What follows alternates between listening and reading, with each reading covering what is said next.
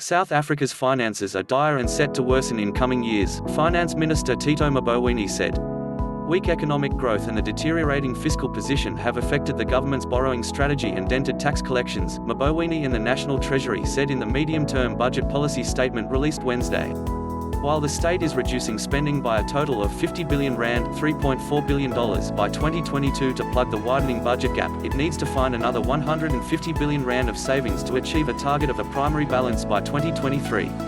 The nation is also scrutinizing the public sector wage bill, state-owned companies, executive remuneration and benefits, and fiscal leakages, it said. The following charts illustrate just how much the situation has worsened from the outlook in February, when Mboweni presented his first budget.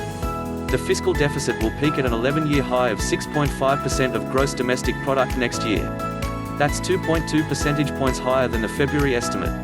Rolling blackouts caused economic output to contract the most in a decade in the first quarter, and prompted the Treasury to slash its growth forecast for this year to 0.5%.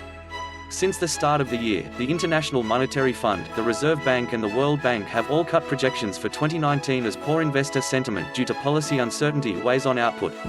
Bailouts for state-owned companies such as the power utility, airline, public broadcaster and arms maker may see gross government debt surging to 80.9% of GDP in the 2028 fiscal year unless urgent action is taken.